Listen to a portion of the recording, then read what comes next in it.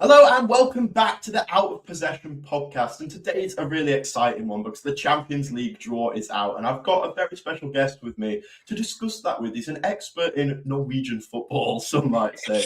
It's Archie from the Adam Clery Football Channel. How are you doing, mate? And just for the people who maybe aren't aware of what you do, how would you describe basically what you do in football? Yeah, thank you very much for having me on, mate. Much appreciated. Quick rundown. I work, like you say, for the Adam Clery Football Channel. I'm mainly his editor, but I've recently started kind of shoving my face on camera, so that's been going pretty well. And like you say, yeah, Norwegian football expert is definitely a stretch, but I've watched an unholy amount in my time, and primarily I'm an Arsenal fan, but I keep getting given the label of Bodo Glimt fan, so I'll take either. Yes, I think anyone that's watched more than 5 games of Bodo Glimt is a Bodo Glimt expert in my book. So I could tell you as much about them as I saw against Man City, which isn't a lot. Nice. But obviously, the big talking point at the moment is the Champions League draw. And I think normally something like this wouldn't be as significant, but just because of how bizarre it was in terms of being split from the left and the right side being so diverse in a way, I think it is really significant, especially when you consider it in the connotations of a title race between Man City and Arsenal, which is primarily what we're going to be focusing on today. I think just those fixtures and how tight it is at the moment really changed the game for me. Would you agree? Completely, yeah. And I'm sure we'll get into it in a little more depth. I think, like you say, the complete kind of contrast between the two sides is a fun one to look at. And I think as an Arsenal fan, it certainly felt like a fortuitous draw, but I feel like it's kind of earned if you win all your games in the league phase. Like you should get a slightly easier draw. But I'm sure we're going to talk about that more. But yeah, I think it's one of the more talked about draws, and I suppose with the new format as well, like knowing who you're going to be playing potentially in the next few rounds. I'm not sure if I'm a fan of that, but it's definitely like an interesting point of discussion. So yeah. I think I quite like the new format because I felt like, especially as a City fan, we always got, because you'd win your group, then you play like a Shakhtar Donetsk or a Porto in the round of 16. I feel like the round of 16's really leveled up in a way because now we seem to consistently get these big fixtures. I've just got the draw here. Like we've got Chelsea, PSG, City, Real Madrid, Newcastle, Barcelona. Like there's some really good games in this draw, which I just think it's better for the competition. Right? I think a lot of people don't like the aspect of it is more difficult for underdogs maybe to progress. But from my perspective, that's not what the Champions League's about. The Champions League's about seeing the best teams play the best teams. And I think this new format allows that to flourish more than it did previously. Yeah, it's a weird one, isn't it? I think for the actual league phase itself, I think where I'm hesitant is there feels like there's a real lack of jeopardy, and especially those early league phase games. And I think that will change because you're starting to see the results of the early league phase games actually kind of come to fruition. Like obviously we were, especially like as an Arsenal fan, the early league phase games for me was such like nothing games, and there were certain games where I sat there like this almost feels like pre-season, like there's just nothing to it. But now you kind of see, yeah, the fruits of that labour are, well, if you don't do well in your league phase games and you end up getting, Man City or Real Madrid in the round of 16 rather than being able to get Leverkusen or Sporting or Bodo Glimt, for instance. So, yeah, I think it will show the kind of positives of the new format now it's come to this stage in the competition. But I think for the league phase, I was a little bit I struggled to get too invested. But hey, I think it'll probably be different next season. Yeah, I completely agree with that. I don't think I even watched like 3 of our league stage games, which is crazy because I'm someone that will be there and watch 90 minutes of us beating Salford 10-1.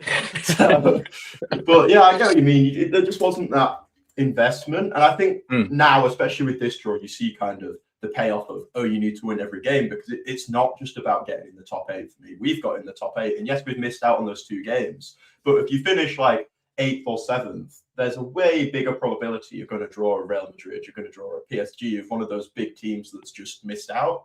So I think there is like, apart from Liverpool, last year, even when they drew PSG, I think clearly there is a big incentive to try and finish first, try and finish second, because each place does make a difference almost, which is something maybe we've not thought about. And just in relation to that lack of jeopardy thing, I think people massively overestimate how exciting the group stages was. So obviously you get one exciting group every year, I think, which is what people would focus on. You'd have like a group of death. But the majority of groups, especially from a Man City perspective, ours would always just be like Shakhtar Donetsk, maybe a Porto and then some random team you've never really heard of in your life. And there's no jeopardy in that. Most of the groups were really boring. I think maybe I think the highs of the league stage are probably lower than they were in the group stage, but I think the average experience for a big side is definitely higher for me. Yeah, I think that's fair. I think the only thing I do miss is being able to kind of like get your own back on a team, like being able to go and play them in that away leg or bring them back to your place. Like I do kind of miss that. We obviously didn't have that issue this year, but I think in previous years it would have been quite nice to like have played a team and gone, oh, we could have done much better against them. Hey, we're never going to get to play them again. We might play them in 3 years' time. Like there's just it never feels like you're able to get your own back on them, which I know isn't the point of football. It's kind of like a really petty little thing. I just kind of it's a part of it I really enjoyed. But yeah, I think it's probably for the best, to be honest. Yeah. Again, though, like 90% of the time, that get your own back game. Like I just remember us playing, I think it was Copenhagen one year, maybe like 3 seasons ago. And you played them 1 week, you beat them 5-0, and then you play them next week, and it's 4-0. It's like, oh, what's the point? I quite like the diversity of that. I don't know. I think maybe I've been like. I don't know if you play Football Manager. If you seem like the type of person that might indulge a bit. Yeah. I think because I banged out FM24 religiously. Maybe I'm more accustomed to the new format than most people. Yeah, they do introduce that, don't they? That's a good shout. Yeah, I haven't played the league. Yeah, because they haven't had the group phase in that for ages, have they? They haven't. They would have had that in obviously FM23, FM24. There was no FM25, and FM26 has it, and it's a steaming pile of shit anyway. So like, yeah, exactly. It's about 3 minutes. Anyway, right. We'll dive into Arsenal, I think, because this is the most interesting draw, I think, just because of how easy it is. Do you think that's fair to say?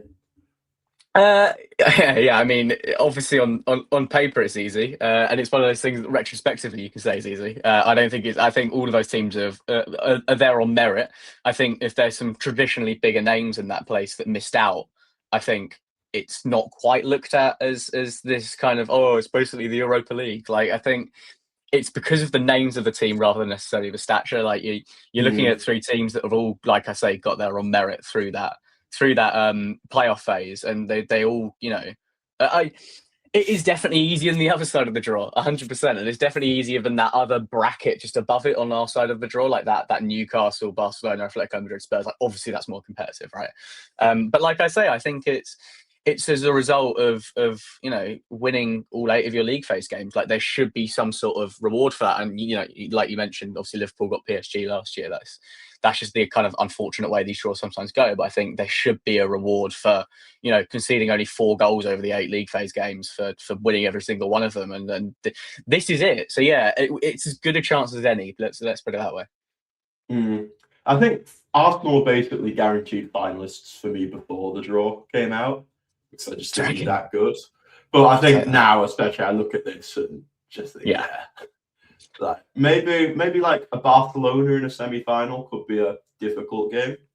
Spurs in the semi-final would be a fun one, wouldn't it? Jesus, I mean, it might not be close, but it would shut down London for a couple of weeks. So that'd be insane. Yeah, I mean, if we got Barca in a semi, that would be really difficult. But I think it's our lack of Champions League experience overall. Like, obviously, last season we had a really deep run, and the season before that we kind of got bounced. I think it was in the quarters. Like, but prior to that, there's not a whole lot of Champions League pedigree amongst our squad. So I think we're kind of like learning as we go. I think last season was really important for us in terms of our development in Europe. I think we got some really big wins, obviously, against Real Madrid, and then kind of came unstuck by the best team in the competition. So there's no real complaints about that. But yeah, I think this time feels like a real open goal of getting to the semis. If you play a Barcelona and they're absolutely hitting their stride, then yeah, it's a really tricky draw. But you're at a Champions League semi-final. They're always going to be tricky draws. Like exactly. That's kind of the nature of the beast, isn't it? But yeah, what do you make of it? I think I think obviously, like you say, Barca could do you over quite easily. I think Barca's peak is higher than Arsenal's peak, but I just think they have so many problems defensively that over a 2-leg format, I think your consistency will prevail. Yeah. Like, on a one game, like the only reason like you can't say basically, I think Arsenal will 100% win the Champions League, which I think before a few weeks ago you could say that in the Premier League and be fairly confident about it. Yeah. It's just because the final game is so unpredictable. You need so much luck. I think the 2-game format suits you really nicely, because I don't think there's really many teams that can compete over two legs. I think Barcelona were the big one for me that in the finals, they could definitely do. Yeah, so I think it's nice for you to be able to have that on your side of the draw as well, so you can play them in that two-leg format where I'd probably say you have the advantage. I think just like short-termists instead of trying to predict all the way to the end, because realistically anything could happen at that point. I think it's really nice, right? You've got Leverkusen. We did lose 2-0 to them, but let's just say that. Yeah, that was a weird result, wasn't it? That was, that was one of the ones I missed, but from my understanding, it was a crazy rotation of like some army team with Rico Lewis playing like 5 positions. Sounds about Pep. Yeah. It happens. But yeah, I don't think if you got a Bodo Glimt or something, I think there's maybe some slight jeopardy there just because of the way they're going to set up. Like they will come and sit in yellow block and try and get them on the counter attack, and we've seen in the league phase that can lead to good results for them. But I don't see Leverkusen as a German team really doing that. I think we see Bundesliga teams seem to come and try and have a go. I don't think there's any chance there over 2 legs, really. Yeah, I think. Look, I'm really cautious of saying that any of these are going to be an easy game because I just don't think they are. Like, there's not an easy game once you get to the Champions League knockout round. Period. Regardless of the fact, like last season we beat PSV 7-1 in the first leg, and I was still like, there's a tiny little bit of it that was like they could come here and score 6. Obviously they didn't, but like there's a certain amount of like respect I feel like I've got to pay to teams before you play them, and I think, with Leverkusen, like you say, they beat you. I think Sporting beat PSG in the league phase quite comfortably as well. They've looked really dangerous. I think that Bodo Glimt tie is going to be a really fascinating one. Obviously, we'll chat about Glimt, but they've been on a mad run of fixtures. I think, it's again, like I say, it's not as easy as it looks on paper. Like it's much easier than say if you've got Real Madrid or Bayern in your section of the draw. That's obviously trickier. But I think, we should beat Leverkusen over 2 legs. We beat Bayern in the league phase, and Bayern are obviously walking all over Leverkusen this season in the Bundesliga. So theoretically, that should be fine. Should beat one of Bodo Glimt or Sporting, and then like you say, I mean, I'll be honest, it's probably Barcelona or Spurs we get in the semi-final. I'm not ruling out Spurs in the Champions League making a semi-final. It would be the most like Spurs thing to happen for them to go down and get like a really deep run in the Champions League, and that completely distract them, but they accidentally end up playing like Preston away on a Tuesday night next year. Like it would, I could see that being the case. Yeah, I think Leverkusen is. I fancy you against Sporting as well. I don't see Sporting as a team that is going to come and sit really deep. I haven't admittedly watched tons of them this season, but from the few bits and bobs you've watched in the Champions League, I think again they seem like a team that's going to come and try and play some football, which I think Bodo Glimt's probably the biggest speed bump. I forgot what they were called. Yes. Road bump. Anyway, that's the biggest challenge I think in the immediate future. Even then, I think given their recent results and most people just knowing nothing about them, I think they're becoming very overrated very quickly. Would you agree with that? Yeah, I think it's all relative, right? So they didn't actually win the Elite Series this season. Viking won it, so they didn't actually win the league, and they were kind of patchy over different periods. I think the big thing about Bodo Glimt is the way they play in the league is entirely different to the way they have to play in the Champions League. They average 65% possession in the league, and they average 35% possession in the Champions League. And they lead the Champions League for long clearances, whereas in their league, they're rock bottom. So there's a real contrast in styles of play there. And I think I don't know.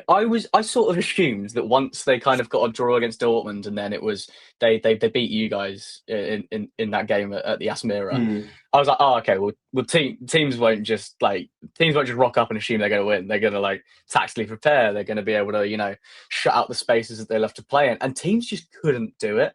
So I'm really cautious of kind of saying they're overrated or saying that actually they're getting a little bit too much hype, because the magnitude of where they've gotten to so far, I don't think they can be overrated at the minute. I don't think there's a world in which aside from the Elite Series and getting to the round of 16, it's so unprecedented. They're going to get 2 Champions League spots from Norway next year, which is mad. I think the way they play is so kind of versatile. The way they run teams off the pitch is so suited to Champions League, especially knockout football. Teams got in the Arctic Circle, and they got to go play with penguins and shit. That's not normal. They've got to go play on AstroTurf in -11 degrees temperatures, and then the team's going to come from there, play in Lisbon, and they're going to play the exact same way regardless of the climate because they just run teams off of the pitch. So yeah, I'm intrigued to see how they get on. I think people are kind of realizing the way they played the same way in the first like 5 games of the Champions League as well. They just didn't get the results, so no one noticed it. But they played really well in those ones as well, and kind of got a little bit unlucky. But yeah, I think they'd be a tricky customer for sure.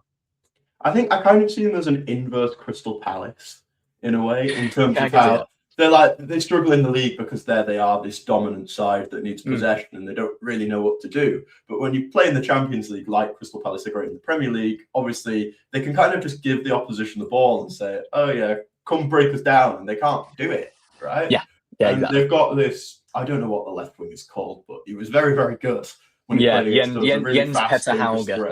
There you go. Yeah. They've got these like really pacey, really dangerous players on the counter attack that will cause anyone problems because every team's going to lose space in behind just because of the way Bodo play.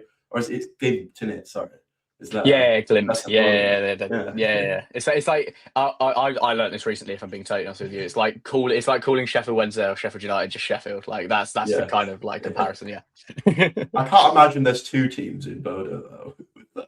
No, not that I'm aware of. There's a team further north than Buda called Tromsø. But that's a story for another day. They're big Arctic Circle rivals. But yeah, no one else in Buda, I don't think. Anyway, Bodo Glimt, I think that they are always going to be a tricky game, right? And I think it's the 2-leg thing, right? Over 2 legs, you think Arsenal see this out, and given when you look at the Premier League as well, you come up against so many teams that are going to set up in a low block and they're going to try and do you on the counter attack. And I think you deal with it quite well because you are so physical. And when you mentioned Bodo Glimt running teams off the pitch a lot, I can't see them doing that with Arsenal. I think you have the physicality to match up with that, whereas we didn't, and that's why we lost to them. So I don't see them as a massive threat to you, if I'm honest.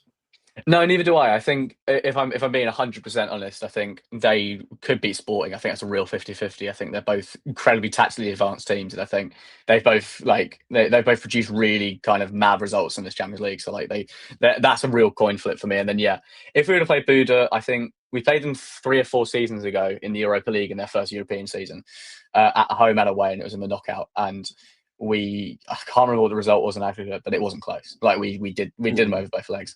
I think they're much less tactically naive now. I think they kind of tried to play like their league kind of style of football against us, and it just didn't work. I think Saka scored in the first leg, and then I think we put like 4 past them in the home leg or something like that. But that was a few years ago. They've gotten wiser, we've gotten wiser. I think you're right. I think the physical aspect of it really worked against Inter because Serie A teams notoriously don't seem to run a whole lot, and that kind of showed in those games. It works really well against Atletico Madrid because they're also a team that suffers having too much of the ball. So again, Bodo Glimt were able to sit in and kind of break out from that. And like you say in the game against you guys, it'd be I think over 2 legs, I think we do. And then that semi-final would be a tasty one if it was Spurs. I really want it to be Spurs.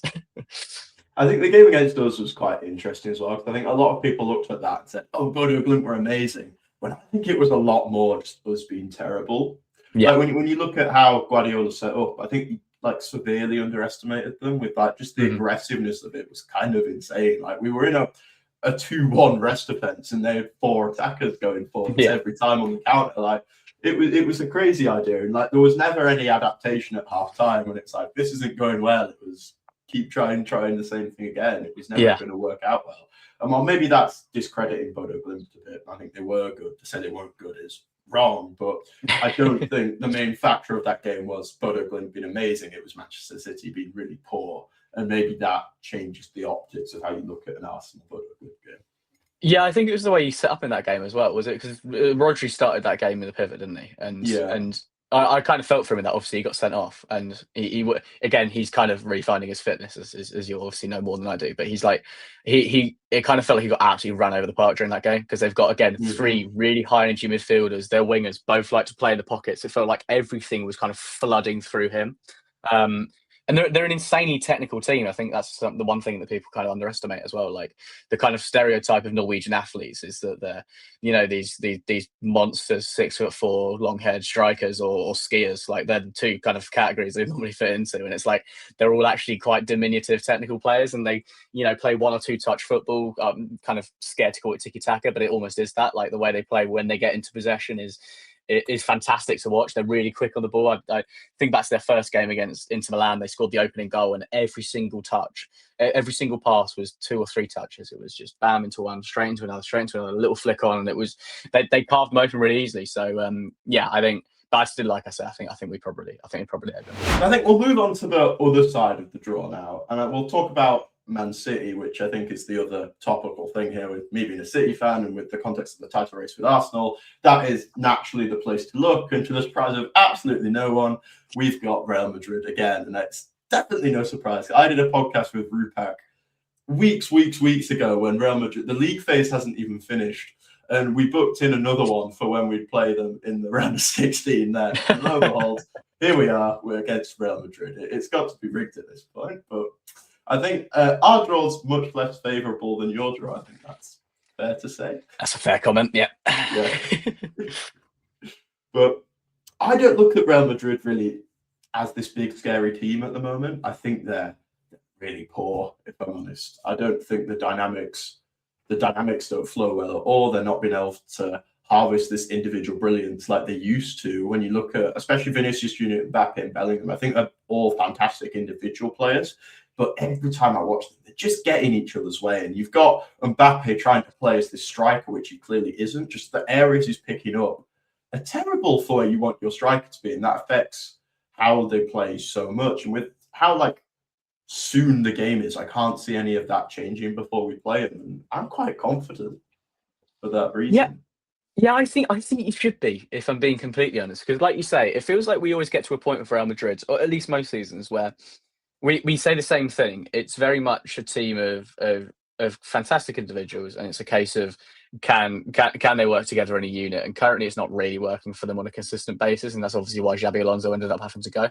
I think overall they're in a kind of tumultuous period as well. I think obviously Arbeloa are in charge. They're losing a couple of silly games in the league as well. I think Mbappe's numbers are an absolute joke, but like you say, I don't think they're in a position where they're getting the best out of him. It feels like Vinny's kind of hitting his stride a little bit. Those 2 legs against Benfica as well, and I feel like he's kind of made for those Champions League knockout games. So I think he'd obviously causing some problems. Obviously Mbappe on the break will cause some problems. I think the key for Real Madrid from my side is if they can unlock kind of the way that Trent plays for them. I think that's going to be the key for them. I think you did a video on them actually. I did. You're much more qualified to talk about this, so I'll obviously pass this over to you pretty quickly because you've just done a video on it. But I think in terms of their in possession, I think his contribution from that kind of right half space is so important. And you can talk about it better than I can, so I'll just hand that straight over to you. I think the main thing with Real Madrid at the moment is just replacing Toni Kroos, because the way they want to play, they've always wanted to play, is very, very vertical, right? I think to get the best out of Mbappe, Vinicius Junior, you want them running behind quickly on transition, and that means you need some fantastic passer in the middle who's going to go boom, play a progressive pass straight up the middle of the pitch. And they just don't have that at the moment. Like they've been experimenting quite a lot this season, especially at the start with using Arda Güler in that kind of role.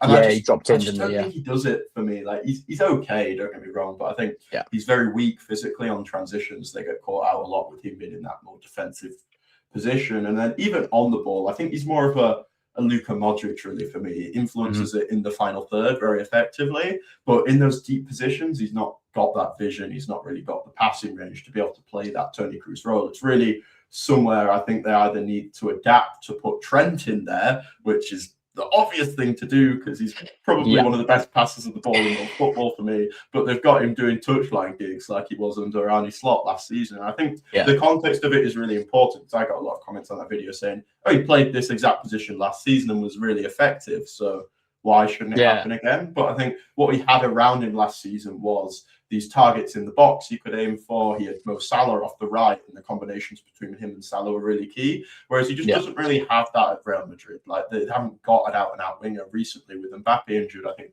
they've been using Valverde out there, who then kind of comes in and plays interchanges with Garcia. It's quite a weird system. Yeah. So he's kind of quite isolated out there. He's not influential in build-up like he was under Slot. He's not really doing a lot. Like, he's not platformed well at all. And I think when you've got arguably the best right back of all time, or at least one of the most unique right backs of all time, you've got to just build your build-up around him at least. Like, platform him to some extent where you can get something out of him. Yeah, because otherwise, why bring him in? Why bring him in to play as a touchline kind of, like you say, a touchline hugging fullback? Like, that's just not his game in the slightest. Like, you've got Carreras on one side who lives and dies on the touchline. Like, I love him. I think he's a pure out and out kind of up and down wing back, and I think he's great. But I think Trent is much more nuanced than that, like you say. But then I think if you invert someone like Trent, then I think you struggle to probably go into a back three, because does a Carreras go into a back three there, or do you drop Tchouaméni in? Because I think he could probably do that role. Like, do you, in terms of in possession, like there's a world in which that could happen. I think there's an awful lot still to work out for Real Madrid, and I think you'll be on your classic kind of post February run where you just tear teams apart with no regard for human life, and I think there'll be unfortunately in the way of that. I'll be honest, from an outsider, I see you getting to the final. I think you're probably getting to the final. You're probably meeting us, and for like the 8th time this season, we'll play you in a really important game, and God knows what'll happen. But yeah, I think I can see you getting through there and through Bayern. I'll get onto Bayern in a bit, but yeah, I think you'll do over 2 legs. I agree, but I think we've got a team that's kind of optimized for the Champions League. I don't think we'll win the Premier League still, because I look at it and think the way we're playing football at the moment is far too chancy. There's far too much luck involved in it. Like, we're giving teams way too many chances to be able to consistently win. It's like, it's a low scoring, high variable game, and when you don't control enough variables over a long period of time, you won't win the league. That's how it's worked for years and years and years. That's how we've won so many titles, because we've been this boring controlling team, and that's what wins the league every time. Like, there's so much historical evidence that kind of says the fun team doesn't win the league. So I think we are the fun team this year. I think that's fair to say. I think you are. I just look at the Champions League. It's about moments and it's about transitions. And I just look at our team, and I think it's got that in abundance. If you want defensive moments, guys like Ruben Diaz in the Champions League are unbelievable consistently. Someone like Donnarumma, he's all about the moments. I've been quite criticism of him. That's not a thing. I've been quite critical of him in the league. We know what you meant. I've been quite critical of him in the league this season, just because I think what you lose in build-up with having Donnarumma over 38 games against weaker opposition maybe isn't worth it. But in the Champions League, that's where he thrives, right? It absolutely is worth it there. And then up front, you've got Erling Haaland, Doku, Semenyo, Cherki, Foden. These guys are all big moments players. They're transitional players who carry an athletic threat, who are going to hurt you in these games. I think we're really, really optimized for this competition this season. And I could see us winning it quite easily. I could also see us losing to Real Madrid in the first game. I think we're in a good position for it, and maybe slightly underestimated. Yeah, I think you'll be underestimated because you're in that side of the draw. I think people look at the fact you got Real Madrid again, and how many times have you had Real Madrid recently? Because there is something weird going on there, isn't it? Like 8 in the last 11 Champions Leagues or something you played them. Like, something ridiculous like that. It's a lot. It's a lot. I think if we cut back, I think we played them. Did we play them last season? I can't remember. They all blur into one. I hate them as well. I think we played them last season. Yeah, of course we played them last season because we got knocked out to them. Yeah, we lost to them last season. We lost to them the season before. Then we beat them, and then the one before that was the one before that? There might be 5 in there. We played them a lot. And you played them in the league season. Yeah, exactly. Like you say, you played them in the league phase already. That was away, wasn't it? That game Yes. Yeah, it was an interesting game as well as that, because I think they were probably better than us, but we managed to get a result, which kind of comes back to this thing of us being optimized for the Champions League, because now we have the players where we can maybe not play fantastically, but we can still get results because of how good they are in those big moments. Whereas previously we'd have rolled over and lost that game because we haven't dominated it, which is what we've seen historically against Madrid. Like, we've lost so many ties against them that we should have won comfortably because we just don't have those moments to put the ball in the net. And I don't think that's the case this season. I think we do have those moments. So. Interesting. Yeah, so you're probably kind of like you say, you're probably actually a worse team overall than Oh, the 100%. seasons where you've been knocked out by them. But you actually think that you're more suited to play Champions League football this season because you're, Mm. like you say, a moments team. Yeah, I think that's a really interesting point of view. It's interesting with Real Madrid because they're also a moments team. So you're it's the unstoppable Oh, yeah. force versus the immovable object. It's like something's got to give here. I think you'll beat them. I'm fairly Yeah, confident. I think that's just slightly more together than they are in a way. Yeah, Like they just, I look at them and see a bit of a mess. If I'm honest, I think yeah, especially bringing in Mark Gay, who's just been unbelievable. he's class. I think someone like Kushnov as well. I think could have a massive game here. I just Yeah. think we've got so many different tools. We can play football in so many different ways. Like over 2 legs against them, I think we should be able to adapt, and I think we should beat them. Which Yeah. the reward for beating them isn't fantastic because then we'd almost certainly play Bayern Munich. So, Yeah. again, I'm not sure they're as good, especially right now, as people Yeah. think they are. I think company's been having a lot of problems recently. Mm. Yeah, I'm inclined to agree. I think they obviously came out the gates this season and looked unbelievable. But then, if I'm being honest, and not to bring it back to Arsenal instantly, but they were in that period where they were smashing teams all over the park, and we beat them quite comfortably at the Emirates, and they didn't pose too much of a threat.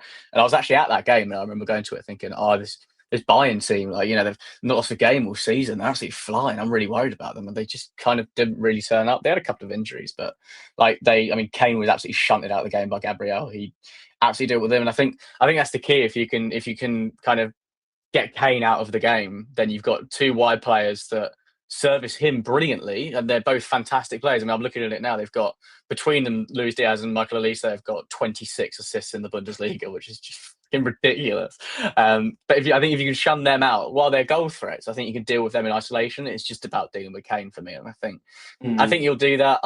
I'm really confident you're going to go to the final here. I know, and you're going to have done it the hard way by beating Real Madrid and Bayern Munich. But I really can see you doing them because I don't think, like you say, I think their centre back pairings are still a little bit shaky, despite the fact that Upamecano's had a really good season. I still think when it comes down to the big moments, I think he's got a really shaky moment in him. And I think someone like a Haaland is the perfect striker to expose that. Yeah, I think you'll do well against them. But I'm interested to see what you think.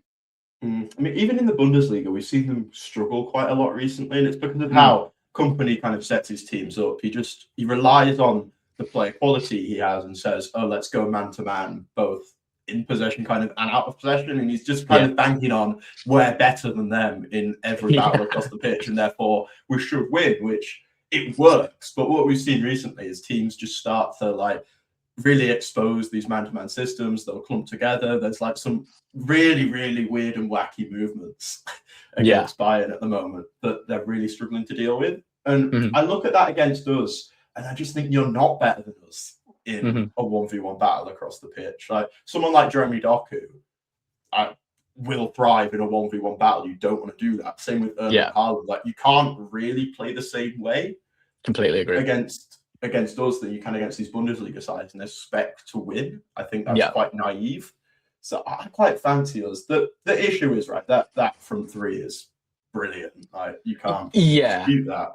But there is an aspect of me as well that thinks I could score 20 goals in the Bundesliga. And before that gets clipped up, obviously I wouldn't score a goal in the Bundesliga. I can barely score a goal in my Div 5 uni games because I'm terrible at football. But the point is, the way the Bundesliga is, there's open spaces in almost every game. It's very free flowing, and when you're in the dominant side, there it is quite easy.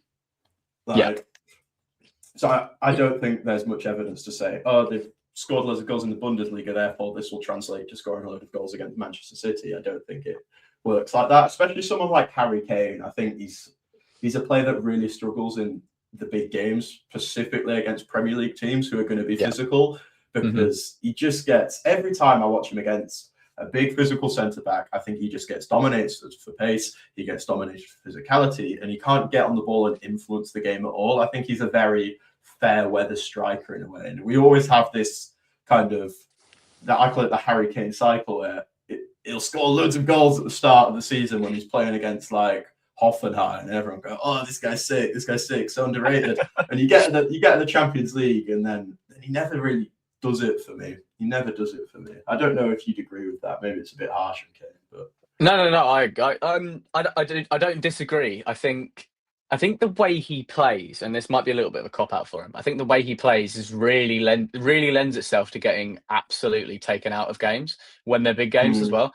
I think because he's so reliant on his link up play, because he's so reliant in dropping in deep, you often see with these big matches, it gets really condensed. It's played in really small areas. And when you're a player that relies on going into those areas, as like really kind of pop psychology as this is, I think he really struggles to do that because, like you say, he doesn't have the space he gets against Hoffenheim or Freiburg or whatever, because he's not, no disrespect to either of those teams, they've not got the physical capability to track him into those areas, and they've not got the defensive cohesion to pass him on to the right players when he gets into those zones. I think that's the key with marking Kane out of the game. And you touched on the kind of the goals he's able to score in the Bundesliga. I saw a clip of Luis Diaz scoring against Leipzig the other week, and it's the most passive defending I've seen in my life. And I know clips aren't a fair reflection of the league as a whole. I think that's probably a bad day at the office for Leipzig. But I mean, he literally just strolled through them. People are kind of like half passing him on, like, oh, yeah, go on, you take him. And they're just kind of like, it's really baggy defending. There's no physicality there. There's no intensity there. And like you say, they're going to come up against you guys who, defensively, I think when it comes down to a Champions League knockout game, they're just going to be able to shut out those kind of players. And I think, like you say, in terms of the relying on individual talent, I think you can get away with that to an extent with your front three. And when your front three is Luis Diaz, Michael Olise, and Harry Kane, and obviously now Musiala coming back in behind, like if he can get a run of form together, he's obviously a massive threat. That'd be a worry for me. But like you say, behind that, I don't see them matching up with you man to man. I don't see them having the physicality to deal with you. I think the midfield pivot of like Kimmich and Pavlovic is just it's not going to do the job against you guys. Where you flood those central areas with your Dokus, your Shirkis, your Fodens. Like I just can't see them dealing with that. So yeah, like I say, I think you'll beat them. I think you'll beat them fairly comfortably again. I don't think it's actually that close. As weird as that is to say about both Real Madrid and Bayern Munich. I don't think this is at all relevant, but we've done this before. Not in the same way, it was inverse. But obviously, the season we did win the treble, we beat Bayern Munich and then we beat Real Madrid. And I think they were probably much stronger Bayern Munich and Real Madrid sides in that moment as well. Interesting. Not that this is all relevant because we were also a completely different side. True. Yeah, are you saying you're winning the treble? Is that what you're trying to slyly throw in there? Yeah, nice. I respect it. But I think we could talk about the semi-final as well, but realistically, it could be both PSG, Chelsea, or Liverpool, all of which will be a very difficult game. I think we'll just go quickly on PSG because I think they're quite interesting at the moment, given how they haven't really hit the gas yet. And I think if they do hit the gas, which I think they will, because they're a great team, right? I think they're obviously they could go and win it like anyone else could here.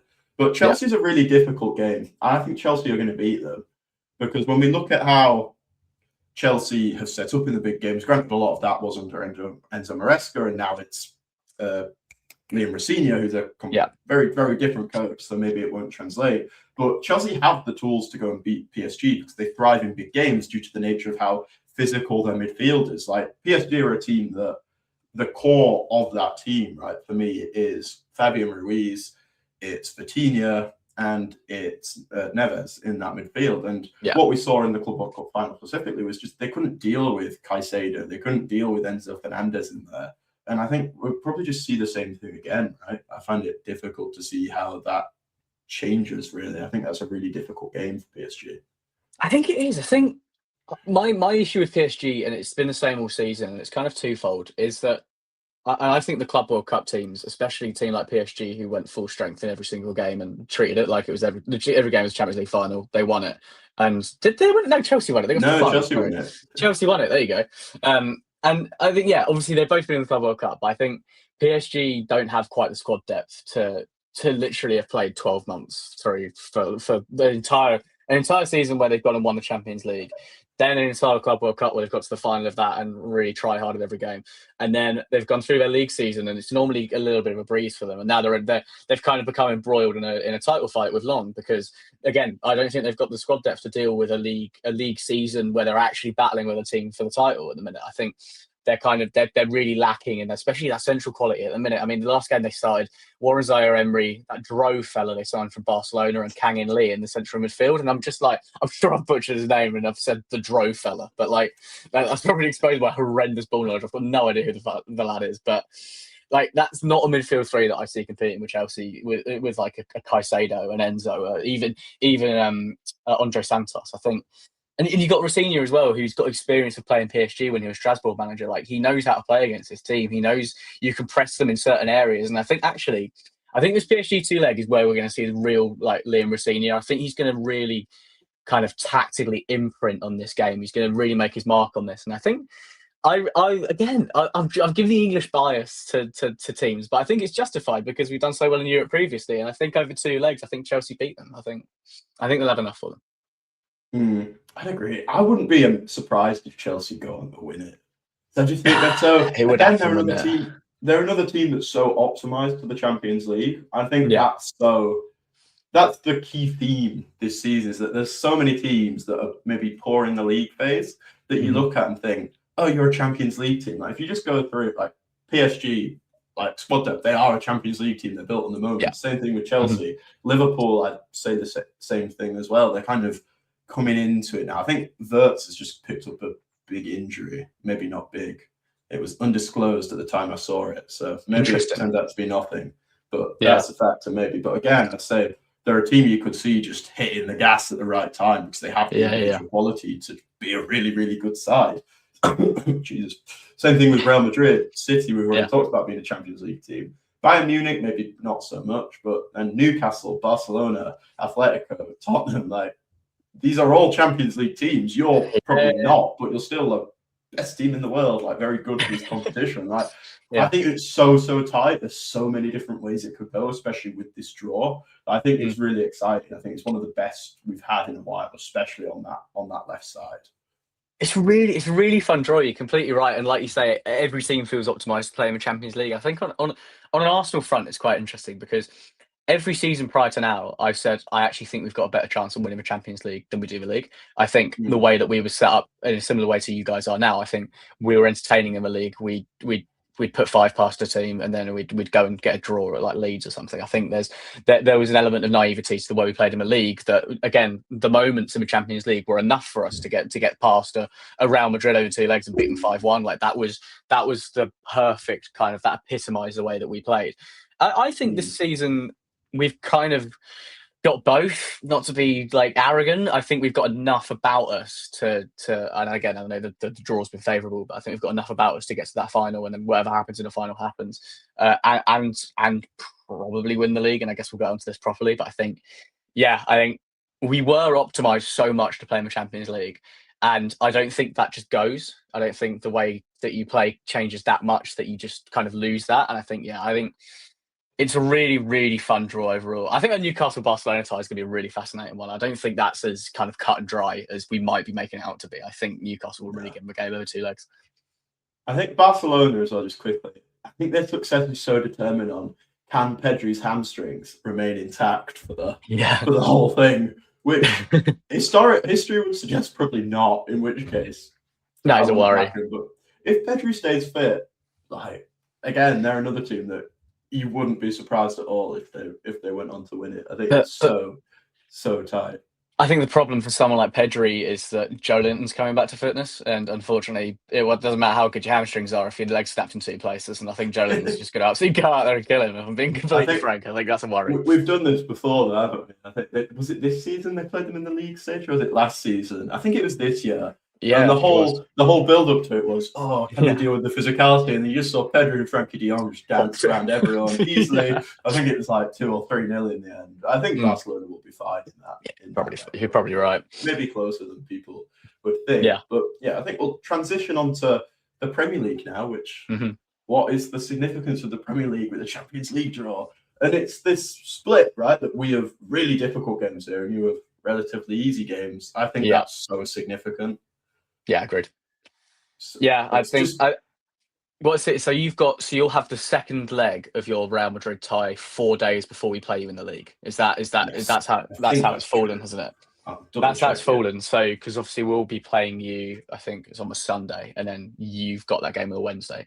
And I think that's before we play you in the EFL Cup. I could be wrong. Is it okay? Is that that's before the League Cup final? Is it okay? It's before the League Cup. Let's get that right.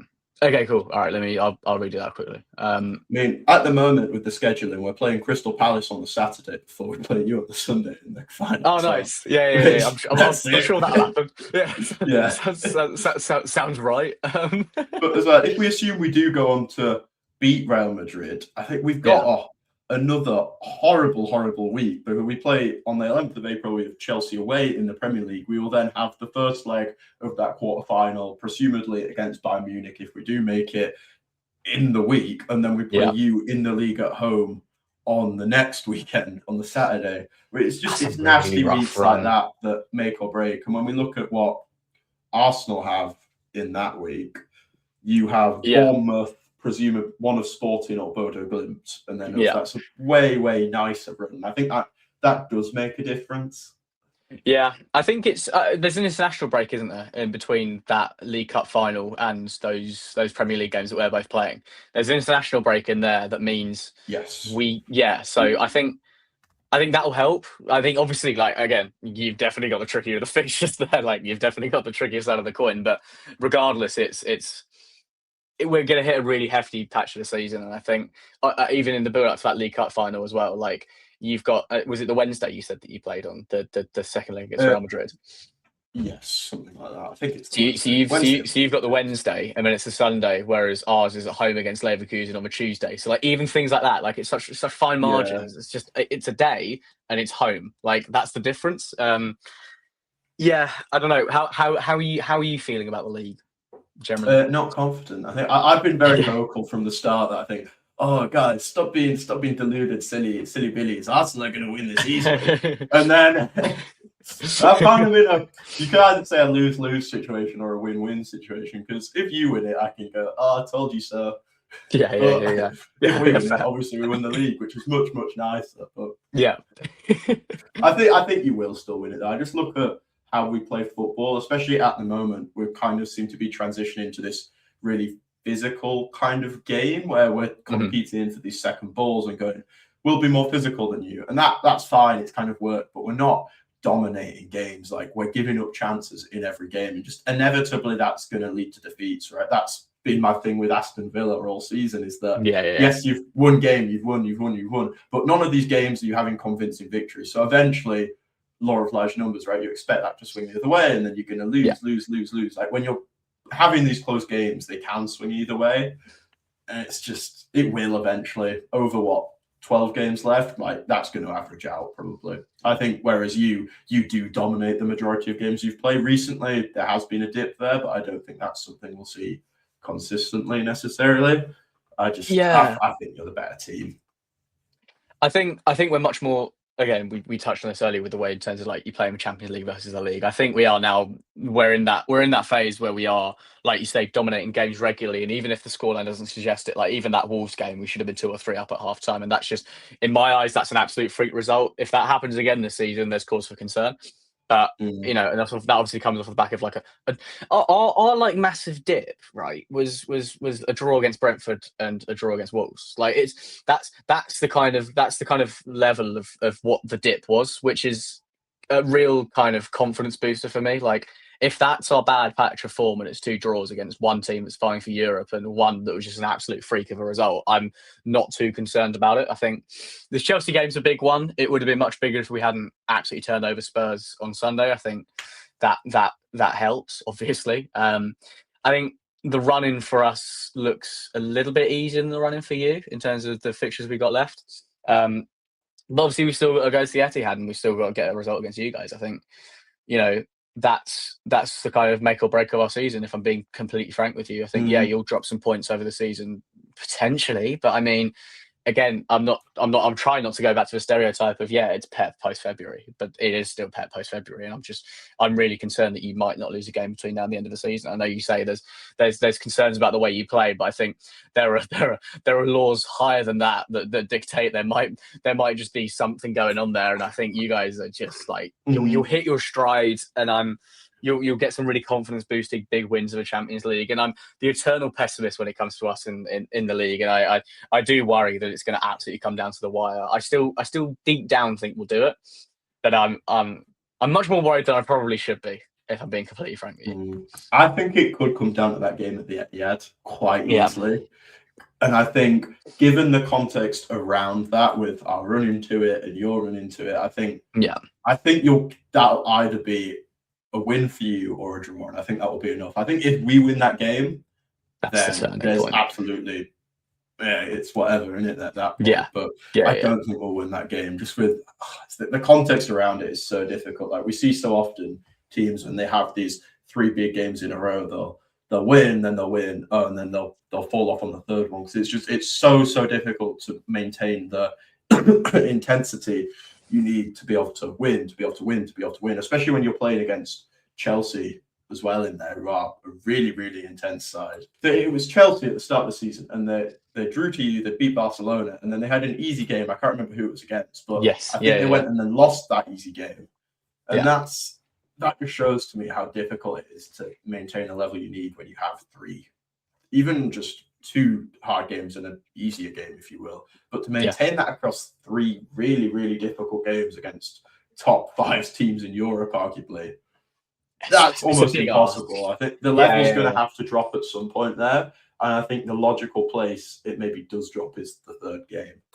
Yeah, it probably is that. How much weighting do you give the League Cup final in terms of that kind of, obviously, League Cup final? And if there was, do you think?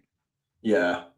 I think really the easiest thing to do as a fan is to go to look at mentality in terms of analysis, right? Because it's something everyone's kind of played football to whatever level, and they think, oh, my mentality at Sunday League, if you like, will match up to these utmost professionals. But I just think there'll be no part of Declan Rice's mind that's thinking we're going to lose this title, because these guys are all professional athletes. They've got to where they've been by having elite mentalities. So maybe there's some unrest and uncertainty in the fan base, but I don't think the players will feel that at all. Even if they go and lose that final, I think they'll think, oh, we know how they're going to play now. We've gained that experience to allow us to then go and beat them next time. I think that will be the mentality, especially with all the like mentality experts, whatever they have around them. It's almost impossible not to have utmost belief in the team and yourself. Yeah, I think you're probably right. I think regardless of the result, I think the thing that a team will take from that is just learning more about the team they're playing. It won't necessarily sway too much on confidence. Obviously, then you've got an international break just after that as well, that I think plays a big factor in it. I think you're right. I don't think there's a whole lot of bearing on the way the rest of the league season goes, because I've seen some people being like, well, if we lose that final, then we're losing to City and the league's over. And I don't subscribe to that point of view. There's such a big gap between them, and like you say, there's much more nuance to it than just, well, we beat them in the cup final, so we're just going to go beat them in the Etihad in a month's time. Like, I don't think there's much correlation there, if I'm honest. But I'm currently, I'm like every Arsenal fan, just eternally worried that there's a few slip-ups there that shouldn't be there, that we can't currently see. But I think you're right. I think the way that we play is suited towards the running of a league title. I think we've got through that kind of slightly wobbly patch, and we've come out the back of it. And even, like I say, during that wobbly patch, we're still dominating games. So I think we're going to do it, if I'm honest. Yeah, that's where I lean as well. It comes down to this, like, boring team versus exciting, fun team with maybe less control. I think the logical thing to do every time is back the boring team. And when you look at, I think anyone's argument against Arsenal, it's about these looking historically and saying, oh, you've bottled it before, therefore it will happen again. But I don't think there's any merit in that, really. But if anything, I think it's probably more likely to say, oh, they've bottled it before. You'll learn things from that and know what not to do to not bottle it again. I think when you look at the I'm gonna, after just criticizing mentality analysis, I'm gonna do so myself. Like, I just think the way you celebrate after games, I think there's a shift there. Like, if you think previously, like, every game there'd be this big, like, boom after it. Okay, we're gonna win it. We're gonna win it. We're gonna win it. And you'd have Odegaard with his little camera out, and then the celebration police would come and go, the mentality isn't there. Whereas that's not there this season. It seems to be very much like, oh, we've won this game. Let's get off the pitch. Let's go on to the next one, which is what I've seen City do for the past decade or whatever it is now under Guardiola when we've won consistently. I think there's a shift. I think you're the better team, and therefore I think it probably will go to you. But again, football's a low-scoring, high-variable game, right? There's such an element of luck there, so I wouldn't be surprised equally if we win it.